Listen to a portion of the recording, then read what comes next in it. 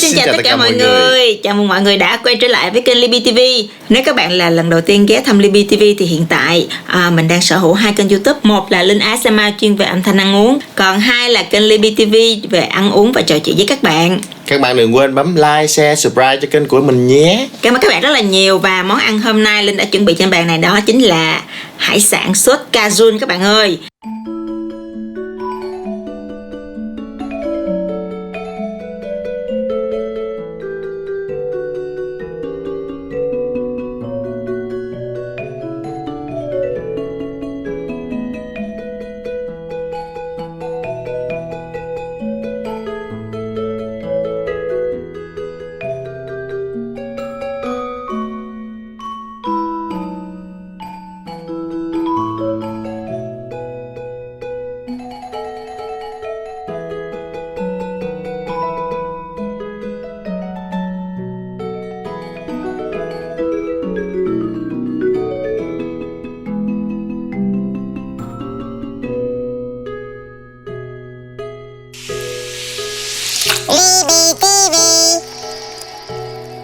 Ở trên đây có tôm hùm nè, tôm hùm đất nè, xúc xích nè, bắp nè, khoai nè và vẹm xanh New Zealand. Ngoài ra thì mình còn có thêm một cái dĩa bánh ít tạo hình trái cây nè mọi người. Cái này là do Linh tự làm luôn á mọi người. Đó. Không thể thiếu bia Asia. Bình thì uống bia, mình thì uống nước ngọt nha mọi người.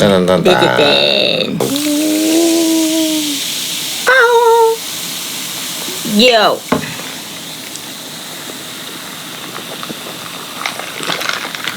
Bây giờ thì mời mọi người cùng thưởng thức với lại gia đình Libby nha. Là khát nước.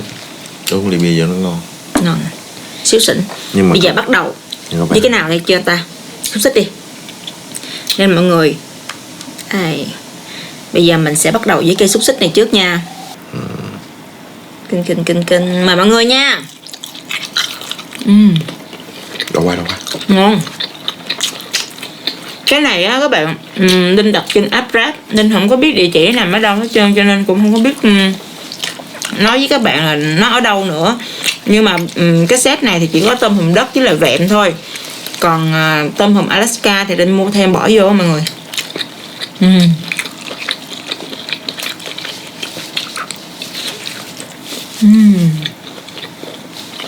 Ngon. Giờ mình sẽ ăn cái con tôm hùm Alaska này, Bình mong chờ con này lắm. Đây. Tôm hùm Alaska. Nhưng mà anh nghĩ con tôm này chắc nó ít thịt nhỉ? Cái tôm hơi ốm đó. Hình như mình nghe nói là mùa này á mọi người, là cái con Alaska nó sẽ hơi ốm á mọi người. Tôm hùm này mọi người bẻ ra, xong rồi mọi người bẻ cái đuôi ra vậy nè. Đó. Rồi các bạn sẽ rút ra nha mọi người. Đó. Đó, đây mọi người, cái là tôm nè. Tôm này nó hơi ốm nhưng mà nó vẫn còn nguyên một khối thịt chứ nó không có rã ra nha mọi người. Con của anh bự hơn của em đó. Đây, mời mọi người nha, cùng anh ơi. Cùng. Mời mọi người nha.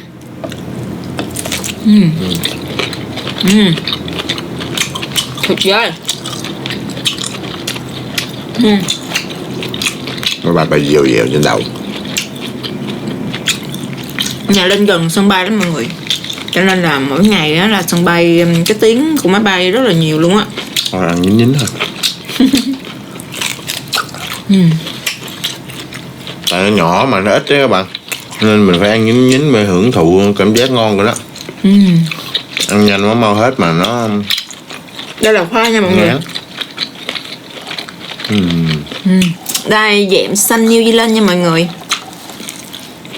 Mình sẽ chấm cái sốt của cái món này luôn. Mình phải ở lại đây tới 1 giờ để chờ quay cho bà chủ ngủ á các bạn. Mình quay xong mình phải về nhà mình các bạn. Trời, mình nói cái vụ mà tại sao phải quay trễ như vậy mình rất là bực bội luôn. Mọi người biết sao không? Cái xóm mình là cái xóm có thể nói là cái xóm văn nghệ. Hồi trước á thì ngày nào cũng tầm khoảng 7-8 giờ mấy ông trong xóm sẽ tụ họp lại, xong rồi đem cái loa kẹo kéo ra hát. Nhưng mà cái mức độ nó cũng vừa phải, mình chấp nhận được thôi mọi người. Thì cái bà tập quá kế bên nhà mình luôn, thì bà nảy ra một ý định là bà sẽ mua cái loa kẹo kéo về bà cho thuê 50.000 một tiếng. cái từ sáng tới chiều người ta tới người ta hát, trời ơi mình nói thiệt với mấy bạn mình chịu không nổi luôn. Và dạo gần đây mình có cái triệu chứng là bị ngộ độc tiếng ồn, có nghĩa là mình rất là dễ cọc, mình rất là dễ cái chuyện nó không đáng nhưng mình rất là dễ quạo luôn á mọi người. Giờ cũng không biết giải quyết làm sao luôn á.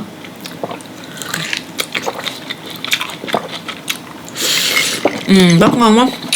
Chạy bữa nữa chịu không nổi báo công an à? Báo rồi nha, công an xuống, nhưng mà cái này gọi là cái tình hình chung của xã hội luôn rồi mọi người ơi.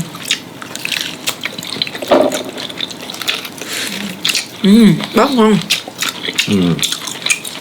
Ở đây á mọi người, cái món này, cái sốt này làm rất là ngon. Linh đã ăn một lần rồi và đây là lần thứ 2 Linh order lại. Cái vị sốt rất là đậm đà mà nó ngọt ngọt, mặn mặn, rất là ngon luôn mọi người.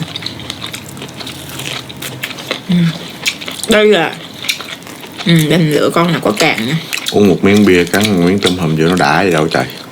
Đây là con tôm hùm đất nè mọi người. Đó, nó rất là nhỏ luôn.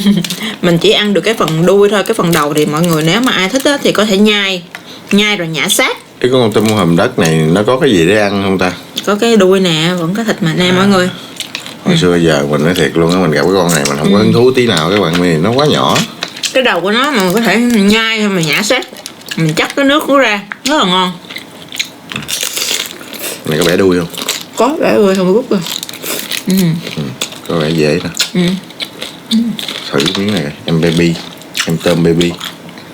Cái đầu nó béo mà nó sắm sốt dã man luôn á mọi người. Cũng được mà. Cũng được, cũng có cái để ăn. Nhưng mà con tôm này nó có cái mùi giống con tép á. Mùi giống con tép. Mùi giống tép khô. Nó không phải như cái mùi của con này. Tại vì có cái gia vị á. Con tôm ngon. Con này ngon hơn nè.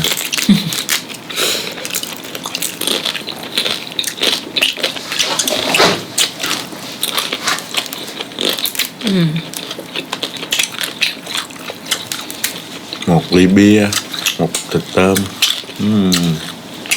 Đã.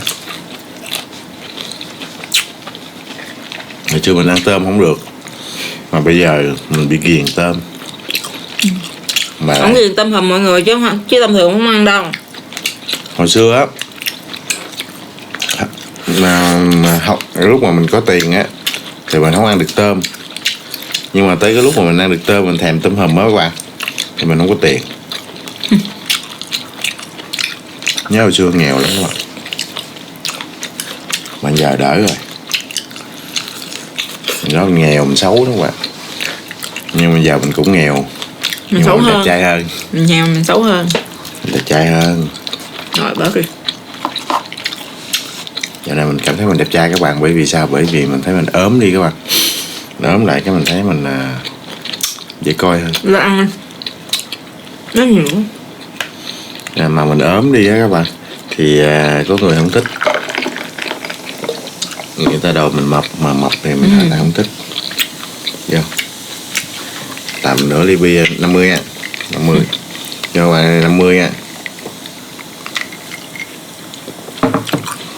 Cái phần này á mọi người có hàu bánh mì đi kèm nữa, nhưng mà Linh thấy là cũng khá là nhiều, tại vì có bắp, có khoai nữa, cho nên mình không ăn chung với mì. Đã quá. Trời ơi, sao mà nay uống bia cảm thấy ngon dữ ta? Bị thèm bia lại ta. Bữa mình không muốn nhậu, nay tự nhiên cái món này ở cái shop này làm ngon á. Trời, giờ không biết sao để nói cái địa chỉ cho mọi người luôn á, tại vì trên Grab nó đâu có hiển thị địa chỉ đâu mọi người, cho nên là mình đâu có biết tin nhắn. Cái kéo á. Bây giờ dịch đã bùng lại rồi đó mọi người ơi, cho nên là Linh khuyến cáo mọi người là ra đường thì phải đeo khẩu trang nha mọi người. Trời, tính Tết này đi chơi mà mình nghĩ là với tình hình này thì có thể là Tết lại một năm ăn Tết ở nhà, không được đi đâu nữa hết. Thì thường mỗi năm á, từ 28 Tết tới mùng 3 Tết thì Linh sẽ ở nhà để mà lo cúng kiến cho ông bà tổ tiên. Thì sau mùng 3 thì mình có thể đi chơi các kiểu, nhưng mà năm nay thì mình thấy tình hình như vậy cũng khá là phức tạp, không biết có đi chơi được không nữa. Hôm nay mình đã lên lịch đi chơi các bạn, Mà nghi là có thể là nguy cơ hủy kèo. Tết này mình tính đi Madagui ở Lâm Đồng. Tại vì ông sếp mình á đang cho khai trương sắp khai trương cái khu du lịch Madagui ở Lâm Đồng các bạn. Hàng Dương Quán Madagui. Thì sếp có mời hai chồng mình lên đó trải nghiệm những cái dịch vụ để đánh giá, và sau này khi khai trương để phục vụ tốt hơn cho mọi người. Nhưng mà không biết tình hình dịch này thì mình có đi hay không. Nếu như mà mình có đi, mình sẽ làm một cái vlog review lại, quay lại những cái dịch vụ, những cái khoảnh khắc ở trên Madagui để cho các bạn nào có nhu cầu, hứng thú thì lên đó chơi. Nhưng mà tình hình thì chưa biết sao nha. Rất nguy hiểm lắm mà. Nhiều bạn hỏi là sao kỳ vậy ta? Tại vì nhà nước của mình đã cấm nhập cảnh rồi, mà tại sao thì vẫn có những cái ca bệnh như vậy? Theo như Linh tìm hiểu á, thì cái vé để cứu trợ những cái người Việt Nam ở nước ngoài về Việt Nam rất là mắc. Một phần là mắc, một phần là rất là hiếm, không có nữa mọi người.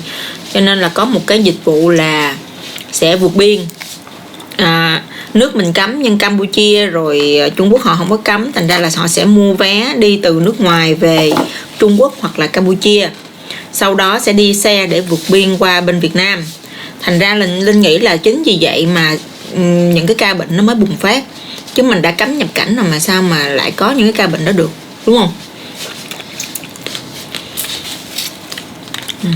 Ăn cái món này đặc biệt á là rất là dơ tay các bạn. Dơ tay mọi người, dơ người nữa. Mình phải bóc cái phải dính lùm mà.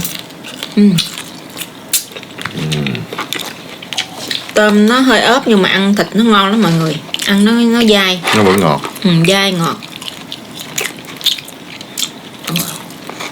Ôi dính tay quá. Ăn tôm đất. Tết này thì năm nay thì có lẽ không có ngon bằng năm ngoái, bởi vì năm ngoái á, thì mình ăn Tết xong rồi dịch nó mới bùng, mình còn chơi cho nó đã. Còn năm nay là mình ăn Tết trong dịch luôn rồi.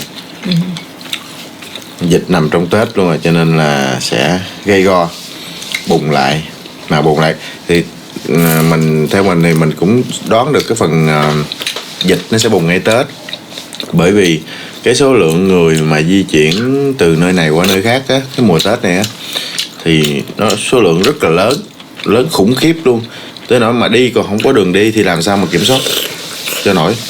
Và cái việc mà họ tràn biên họ về quê ăn Tết thì cũng khá là gây go. Hồi xưa là cái lúc mà dịch mới bùng năm ngoái á, là cái việc mà họ từ nước ngoài họ về để họ trốn dịch á là tràn biên rồi, đã mệt mỏi rồi. Năm nay dịch bùng và ngay dịp Tết thì cái việc tràn biên thì khó tránh khỏi. Cho nên là mọi người chúng ta nên cố gắng giữ cho bản thân mình nhiều hơn, nên là ít đi tụ tập đông người, rồi đeo khẩu trang, thường xuyên rửa tay, uống C nhiều để cho sức đề kháng tốt. Thì mình sẽ ít nguy cơ mắc bệnh hơn. Tự bảo vệ bản thân mình là tự bảo vệ cho cộng đồng luôn đó các bạn. Mình thấy một số YouTuber ở nước ngoài cũng bị Covid, mọi người. Người Việt Nam ở nước ngoài cũng bị Covid. Mình xem mình cảm giác hơi buồn á mọi người. Kiểu như mình thấy đồng hương của mình mà lại bị nhiễm như vậy, mà ở đất kiểu như ở xứ người nữa, thì cái điều kiện y tế họ cao thật, nhưng mà họ không có đủ để đáp ứng với cái số lượng bị nhiễm quá nhiều như vậy. Nhìn buồn lắm mọi người. Nhưng mà thôi mọi người cũng cố gắng giữ tinh thần lạc quan để mà mình vượt qua cái đại dịch khủng khiếp này.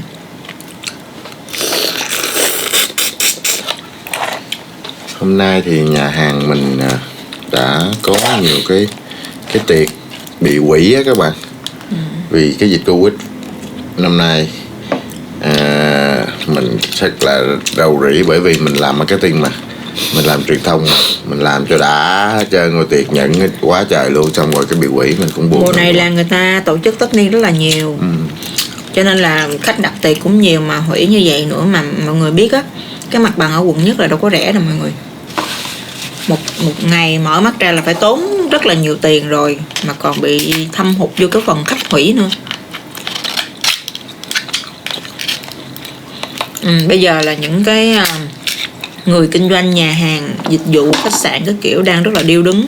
Linh nghe nói là cái khách sạn nổi tiếng ở Sheraton ở ngoài Đà Nẵng á, là có hình như là đang dẹp tiệm, đang đóng cửa mọi người.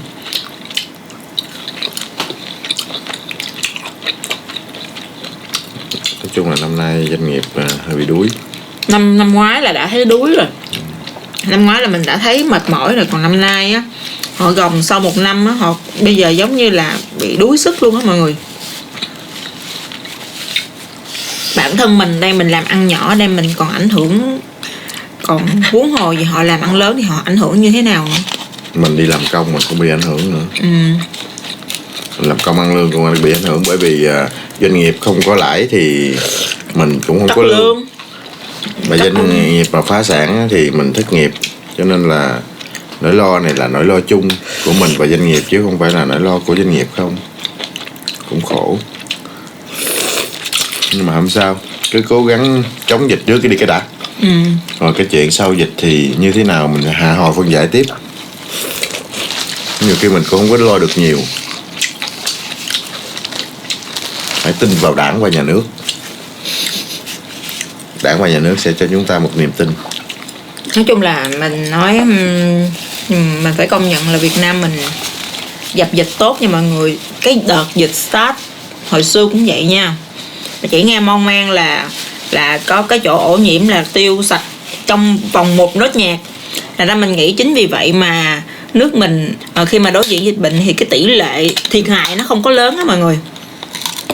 So với cái mặt bằng chung trên thế giới thì mình là một nước đang là an toàn vậy đó. Mà nói thiệt chứ ở Việt Nam mà có tiền thì sống sướng hơn ở nước ngoài rất là nhiều.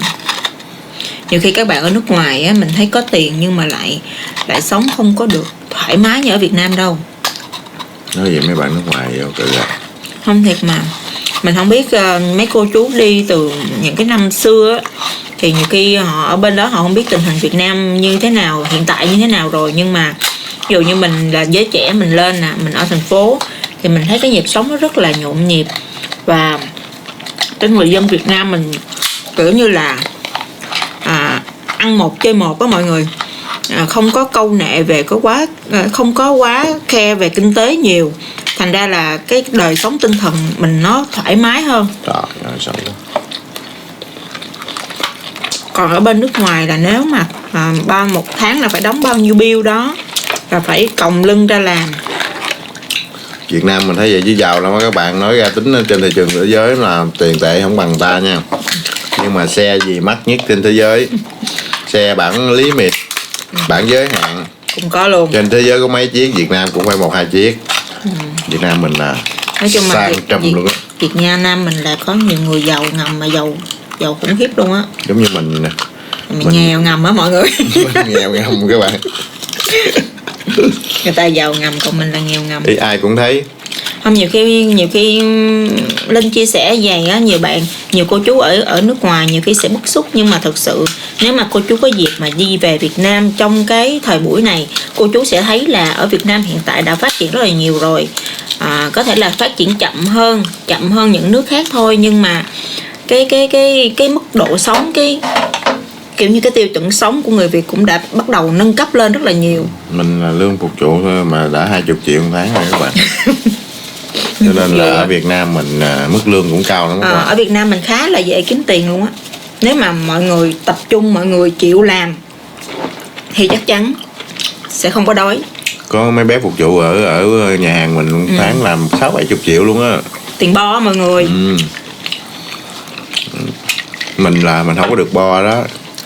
Mình chỉ có nói những cái bạn mà nhiều khi làm không chịu bước ra khỏi thế giới, không chịu bước ra khỏi cái chuồng, cứ suốt ngày ở trong chuồng. Mình thấy là hôm bữa mình có đọc một cái bài báo là bạn ca sĩ bạn diễn viên Sam, mà anh biết Sam ở quê anh là gia đình rất là giàu đúng không, mà lại làm diễn viên rồi đi đóng quảng cáo nữa, thì tất nhiên là cái tài chính bắt đầu nâng cấp lên. Hiện tại thì Sam đã sở hữu một cái tài sản rất là khủng. Sau đó thì bạn lên bạn nói là bây giờ nếu mà kiếm chồng thì muốn môn đăng hộ đối mọi người, tài khoản của người chồng thì ít nhất phải sở hữu khoảng 30-40 tỷ thì bạn đó mới chịu lấy. thì mình thấy một số bạn nữ và cả bạn nam nữa vô nói là làm ngành cho nên mới giàu như vậy, nhưng thực sự là có những cái ca sĩ diễn viên họ rất là giỏi, mọi người, họ kinh doanh rất là giỏi và họ giàu. Sam kinh doanh rất là tốt các bạn. Họ giàu bằng chính năng lực của họ, chứ không phải là họ các bạn nhiều khi các bạn chỉ quanh quẩn nhìn ở những cái mặt tiêu cực thôi, các bạn không có thấy được là người ta giỏi như thế nào. Hồi xưa, hồi cái thời mà còn đi học cấp 2 là mình còn chưa biết gì về máy tính. Sam đã lên Sài Gòn là học người mẫu rồi và đã tham gia nghệ thuật từ lúc đó rồi. Và sau này Sam cũng kinh doanh rồi, nói chung là có tài năng, tham gia được nhiều show, đắt show rồi kinh doanh thị trường rồi cái kia đủ thứ các kiểu trên đời thì người ta mới có thu được một cái mức lợi nhuận và người ta có tài sản. Ai thấy ai mà ta làm cái có tiền cái là làm nói ta là làm ngành tào lao, bớt đi mấy bạn ơi. Mình phải nhìn thấy rõ được thực lực của người ta, không ai mà tự nhiên có tiền hết trơn á. Tự nhiên phải có nỗ lực á mọi người. Người ta cũng nỗ lực, người ta lao động, người ta tích góp lại và mà căn bản là gia đình Sam ở dưới quê đã giàu sẵn rồi nha mọi người, chứ không phải là cũng có vốn, phải không? Gia đình Sam hồi xưa ở dưới quê cũng là khá giả, nhưng mà cũng có giàu vốn dữ lắm. Có nghĩa là bạn đó không cần phải đánh đổi thân xác để mà có tiền. Gia đình Sam hồi xưa cũng là khá giả ở huyện mình. Thì sau này Sam lên Sài Gòn, Sam học mẫu, Sam chụp hình, rồi Sam tham gia nghệ thuật. Thì từ từ Sam có vốn rồi Sam kinh doanh đó. Thật sự ra là còn cái việc mà người ta có đánh đổi hay không mà cũng không liên quan tới mình, tại vì cái chuyện đó là cái chuyện tế nhị của người ta, mình cũng không lôi ra mình nói. Là trước mắt là mình thấy trên thực tế là người ta lao động rõ ràng, kinh doanh đàng hoàng.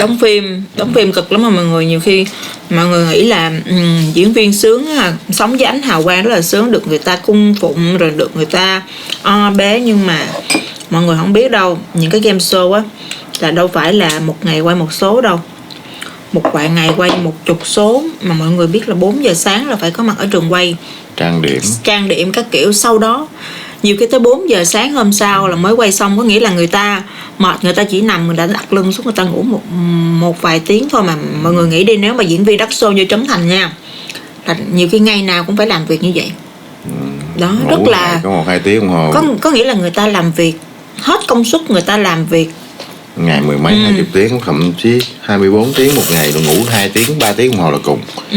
Cho nên là mọi người cứ thấy người ta kiếm được tiền thì thấy dễ quá, sướng quá. Nhưng mà thật sự ra họ phải dốc hết sức lực của họ bào từ ngày này qua ngày khác thì họ mới được cái như ngày hôm nay. Và một phần nữa cũng do may mắn tổ đãi vậy thôi, chứ nói mà họ ăn ở không mà có tiền thì không có.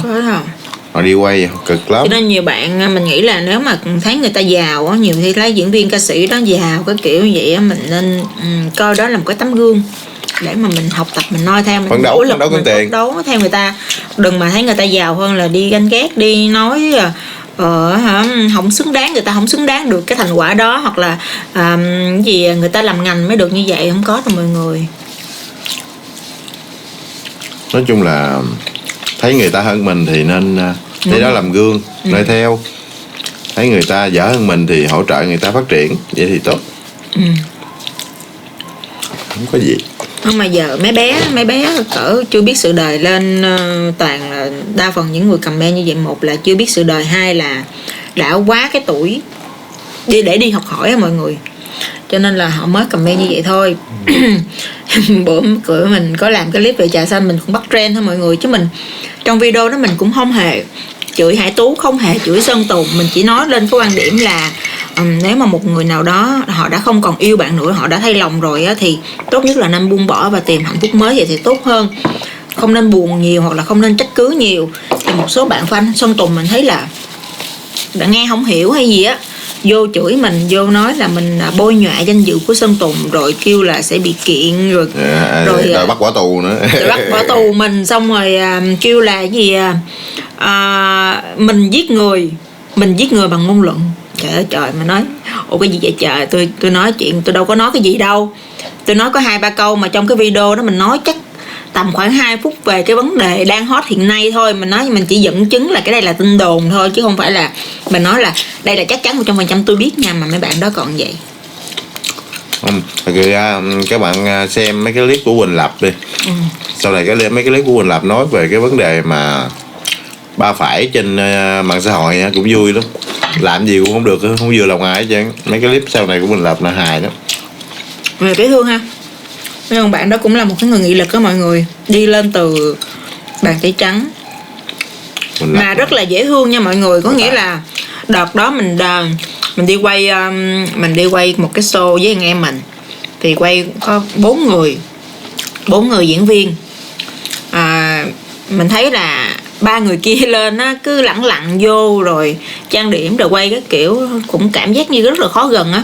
Nhưng riêng Quỳnh Lập nha, mới xuất hiện một cái là chào tất cả mọi người, xong rồi về, xong về là mọi người em về. Có nghĩa là mình cảm giác cái sự tôn trọng đối với ekip rất là dễ thương mọi người. Mình không biết là Huỳnh Lập có thể giữ được cái sự dễ thương đó sau này nữa hay không, nhưng mà hiện tại đối với Huỳnh Lập là cũng là một người đã có tiếng tăm rồi, nhưng mà bạn đó vẫn giữ được một cái lịch sự và tôn trọng.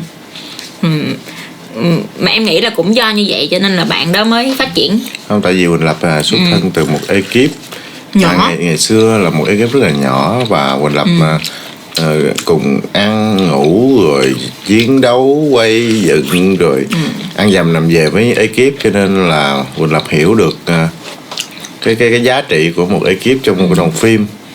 Nên là Huỳnh Lập tôn trọng mọi người. Mình thấy cái đó là rất vui. Và mình hồi xưa giờ nha, mình không phải là cái gì ghê gớm lắm, nhưng mà mình đại số là không bao giờ chụp hình với nghệ sĩ. Mặc dù mình đi làm việc với cũng khá nhiều nghệ sĩ, nhưng mà mình không bao giờ chụp hình với nghệ sĩ. Cũng vậy. Chỉ có Quỳnh Lập mình thấy dễ thương là mình chụp hình chung, nhưng mà chứ không phải là ké phim. Tại vì đó giờ mình không có cái mục đích là ké phim ai hết. Nhưng mà mình thấy Quỳnh Lập rất là dễ thương và mình có chụp hình chung, và mình thấy cái đó là một kỷ niệm mình cảm thấy vui. Đây là bánh ít nhân đậu xanh do mình làm nha mọi người. Cái này á không có bán, buộc mình phải chi 1,5 triệu ra để mà mình đi học để làm cái này nè mọi người. Đó, mời mọi người nha. Ăn thử thôi, mình cũng chưa biết nó ra sao nữa. Nó hơi ngán. Chút xíu chấm muối luôn rồi. Tào lao. Đây là nhân đậu xanh và sầu riêng.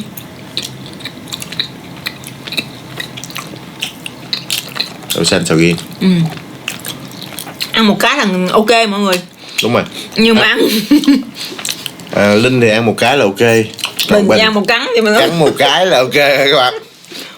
Bánh này khá là ngán mọi người, nhưng mà cái vị nó ngon. Không. Thôi sầu riêng nó hơn sao. Nếu như mà mình mà cải tiến hơn xíu, mình làm phần nhân ít. Không, tại điều nó phải bự như vậy nhìn nó mới đẹp. Đẹp thôi. Không, tại mình không thích ăn ngọt cho nên mình cảm giác vậy mà mọi người. Mình ăn cho nhưng ngon. những cái người mà khoái ăn ngọt thì họ sẽ ăn hoài luôn á. Cái kiểu này thì nó khó nhai hơn cái loại bánh đậu xanh các bạn. Cái mà loại bánh đậu xanh mà đóng một cái cục rồi nén lại á, mình cắn từ từ mình ăn, mình thưởng thức nhẹ nhẹ thì nó ok. Giống như cái này, ăn miếng như này. Ăn miếng uống trà ngon mọi người. Dầu ngọt là dùng để uống nước trà là trầm bao ngon luôn. Nhưng mà mọi người nếu mà thưởng thức cái món này cũng sẽ rất là thích, tại vì nó có độ béo, độ thơm của sầu riêng. Ăn nó nếu mà ăn nhâm nhi nó đã lắm, nó sẽ kích thích cái vị giác của mọi người rất là nhiều. Uống nước trà buổi sáng sớm 5 giờ sáng ngồi uống nước trà bánh đậu xanh là đúng bài luôn. Mà cái mùa gió Bắc này mà uống nước trà bánh đậu xanh thì khỏi chơi. Thôi mình đã, mọi người thấy không, mình đã ăn gần hết là do một mình ăn, chứ Bình đâu có ăn đâu. Mình ăn hết con tôm rồi đó. Bình chỉ ăn tôm thôi đó, một mình ăn một con tôm kia. Mà món này ngon mọi người, món này ăn tuyệt vời. Video cũng đã dài rồi. Linh mong là những gì mà Linh với Bình chia sẻ sẽ không làm phật lòng một số bạn. Thì mình chỉ nói chuyện một cái cách rất là xây dựng thôi mọi người. Đấy là mình nói cho kiểu là tám chuyện đời thường thôi, cũng có ý phỉ báng hoặc là đả động tới ai. Nhưng mà có nhiều bạn vô comment làm tổn thương mình lắm các bạn. Mình đọc comment mình cảm thấy rớt nước mắt mà đau lòng, không ngủ được. Vô comment cái gì mình không nhìn ông này mình không thích tí nào. Không, mà chỉ có 1-2 comment vậy thôi mọi người. nên là mình rất là đau lòng. Nhưng mà thật sự ra là cũng cảm ơn những các bạn mà ủng hộ hai vợ chồng mình từ hồi xưa tới giờ là 50 mấy ngàn sub rồi. Hôm bữa mình có cái bạn đó tên gì ta, tại bạn đó nói là chị ơi chị hãy gọi tên em trong một cái video mới của chị đi. Đâu để mình coi bạn đó tên gì.